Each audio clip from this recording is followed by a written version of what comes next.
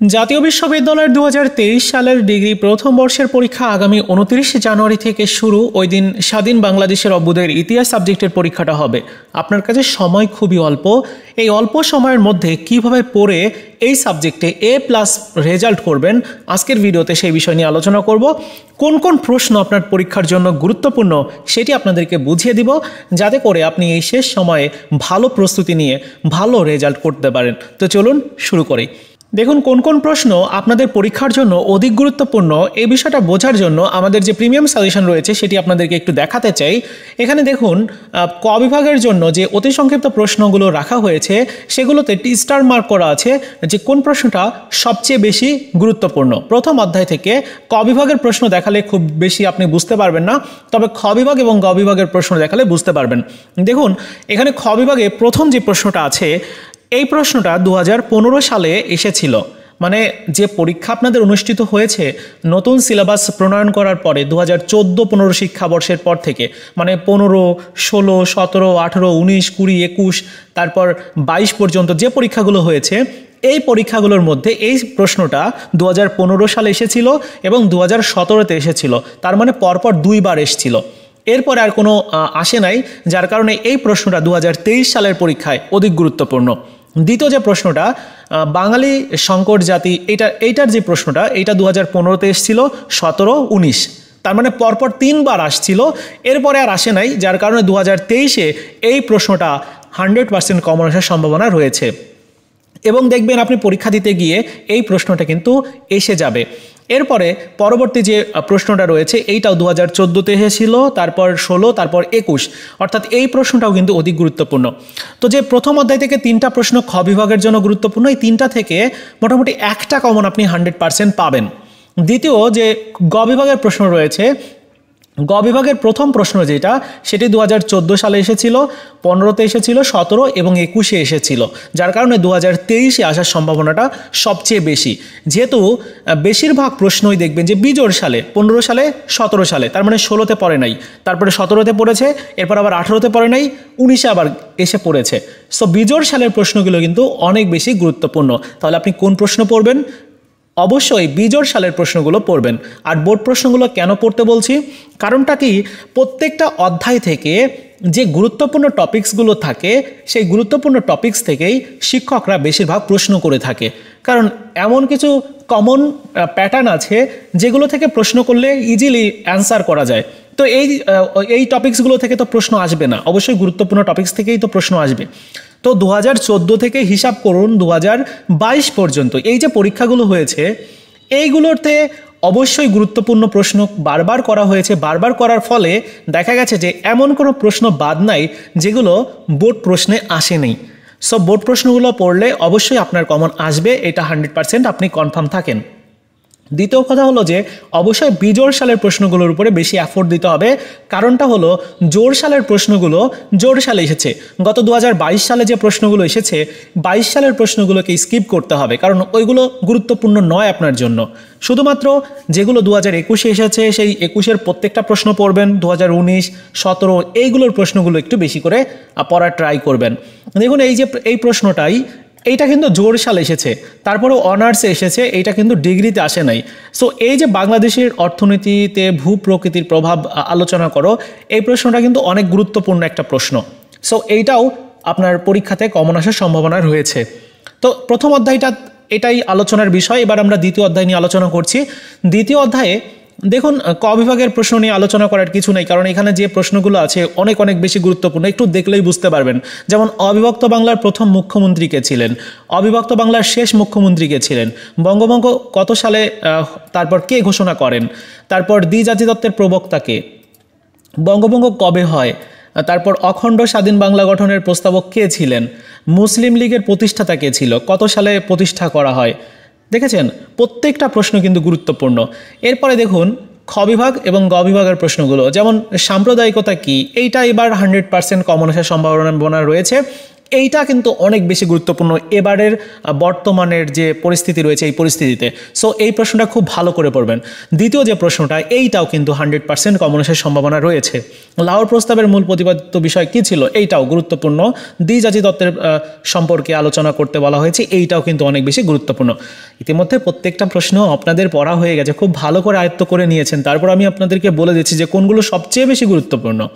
তো বিজোড় সালের প্রশ্নগুলো অবশ্যই গুরুত্বপূর্ণ, তবে মনে রাখতে হবে জোড় সালের প্রশ্ন অনেক এমন প্রশ্ন আছে যে জোড় সালে এসেছে সেই প্রশ্নটা আবার বিজোড় সালে এসে গেল, এরকম হয়। যেমন এইরকম দেখুন 17 সালে এসেছিল, এই প্রশ্নটা 19-এ পড়ার কথা ছিল কিন্তু 19-এ পড়ে নাই, 20-এ এসে গেছে। আবার 20-এর পর 21-এ আসে নাই, 22-এ আসে নাই, এবার আবার 2023-এ কিন্তু আসার সম্ভাবনা রয়েছে। গ বিভাগের প্রশ্ন যদি দেখেন 16 সালে এসেছিল, 19 সালে এসেছে, তারপরে আবার 18-তে এসেছিল, 21-এ এসেছে। সো জোড় সালের প্রশ্নগুলো কিন্তু গুরুত্বপূর্ণ হবে। সো আপনার যেগুলো বিজোড় সালের প্রশ্ন সেগুলো তো অবশ্যই পড়তে হবে, সাথে জোড় সালের কিছু প্রশ্ন পড়তে হবে যেগুলো মনে হয় যে একটু বেশি গুরুত্বপূর্ণ পরীক্ষার জন্য। তৃতীয় অধ্যায়টা খুব একটা বেশি গুরুত্বপূর্ণ না, তবে তৃতীয় অধ্যায়টাও আপনারা ভালো করে পড়বেন, বিশেষ করে গ বিভাগের জন্য। এই যে দুইটা প্রশ্নের মধ্যে এই প্রশ্নটা হচ্ছে অনেক বেশি গুরুত্বপূর্ণ। সংবিধানের প্রধান বৈশিষ্ট্যগুলো কী ছিল পাকিস্তানের সংবিধানের, এটা অনেক বেশি গুরুত্বপূর্ণ, এবার পরীক্ষাতে আসতে পারে। চতুর্থ অধ্যায়, এই অধ্যায়টা কিন্তু অনেক বেশি আপনাদের পরীক্ষাতে প্রশ্ন আসার সম্ভাবনা রয়েছে এই অধ্যায় থেকে, কারণ এই অধ্যায়টা অনেক বেশি গুরুত্বপূর্ণ, যেখানে যুক্ত ফ্রন্টের বিষয় উল্লেখ করা হয়েছে। তারপর বাংলা একাডেমিকের পূর্ব নাম কী ছিল, আওয়ামী লীগ মুসলিম লীগের প্রতিষ্ঠা করায় কত সালে, কে প্রতিষ্ঠা করেন, এই বিষয়গুলো না অনেক বেশি গুরুত্বপূর্ণ হয়ে থাকে। এরপর দেখুন খ বিভাগ, গ বিভাগের প্রশ্ন এইভাবে দেওয়া আছে যে এই প্রশ্নটাই দেখুন যে কয়বার এসছে, 14-তে এসেছে, 17, 19, 21, 4বার এসেছে। এই প্রশ্নটা এইবার কমন আসার সম্ভাবনা তাহলে আরও বেশি রয়েছে। ভাষা আন্দোলনের গুরুত্ব লেখো, এইটা এবার 100% আসবে, এটা খুব ভালো করে পড়ে যাবেন। এই প্রশ্নটা যদি আসে তাহলে এই প্রশ্নের 4 মার্ক আপনি খুব ভালো করে লিখে অবশ্যই পাবেন। এবার গ বিভাগের প্রশ্ন দেখি। গ বিভাগের প্রশ্নের এই যে দ্বিতীয় প্রশ্নটা রয়েছে এইটা অনেক বেশি গুরুত্বপূর্ণ। তারপর প্রথম যে প্রশ্নটা রয়েছে এটাও গুরুত্বপূর্ণ। এরপরে দেখুন পঞ্চম অধ্যায়, যেখানে পঞ্চম অধ্যায়ের মধ্যে এই যে পূর্ণরূপের কয়েকটা পূর্ণরূপ রয়েছে, এগুলো এই 3টাই হচ্ছে অধিক গুরুত্বপূর্ণ। 3টার মধ্যে 100% 2টা অথবা 1টা থাকবেই। এই 3টার মধ্যে যে কোনো 2টা অথবা 1টা থাকবে। সো 3টাই খুব ভালো করে পড়বেন, বিশেষ করে এই যে এই LFO এর পূর্ণরূপটা কি, এইটা একটু বেশি গুরুত্বপূর্ণ। এরপরে মৌলিক গণতন্ত্র কি, তারপর এগুলো আর কি পড়বেন আর কি। এবং খ বিভাগের প্রশ্ন যদি দেখি তাহলে প্রথম প্রশ্নটা গুরুত্বপূর্ণ, দ্বিতীয় প্রশ্নটাও গুরুত্বপূর্ণ, মানে এখানে যেগুলো আছে সবগুলোই গুরুত্বপূর্ণ, কারণ এগুলো পরীক্ষাতে আসার মতো প্রশ্ন। এরপরে ষষ্ঠ অধ্যায় থেকে প্রশ্নগুলো পড়তে হবে। একটা বিষয় মনে রাখতে হবে, সেটি হচ্ছে বঙ্গবন্ধু রিলেটেড কোনো প্রশ্ন হবে না আপনাদের পরীক্ষাতে। বঙ্গবন্ধু রিলেটেড কোনো প্রশ্ন আপনি পাবেন না। সো বঙ্গবন্ধু রিলেটেড যতগুলো প্রশ্ন আছে সেগুলো আপনি স্কিপ করবেন, ওগুলো পড়বেন না, ওইগুলো খালি পড়া হবে আপনার, কারণ ওইগুলো পরীক্ষাতে আসবে না, কারণ বঙ্গবন্ধু বিষয়টা তো আপনারা জানেনই। এরপর দেখুন খ বিভাগের প্রশ্ন, গ বিভাগের প্রশ্ন। এখানে দেখুন 21 সালে যেগুলো আসছে সবগুলো গুরুত্বপূর্ণ। আগরতলা মামলার কারণ কী ছিল, ফলাফল কী ছিল, তারপর 6 দফা আন্দোলনকে কেন বাঙালির ম্যাগনা কার্টা বলা হয়, এগুলো গুরুত্বপূর্ণ। সপ্তম অধ্যায় থেকে ছাত্র সংগ্রামের পরিষদের 11 দফা দাবি, এইটা কিন্তু এবার 100% কমন আসবে। এই টপিকস থেকে অনেকগুলো প্রশ্ন, যতগুলো প্রশ্ন আছে সবগুলো প্রশ্ন আপনি পড়বেন এই টপিকস থেকে। ছাত্র সংগ্রামের যে পরিষদটা ছিল সেখানে তারা কি করেছিল, কখন কি হয়েছিল, এই বিষয়গুলো একটু ভালো করে পড়ে যাবেন। এই যে 11 দফা দাবি কখন ঘোষণা করা হয়, হ্যাঁ এগুলো।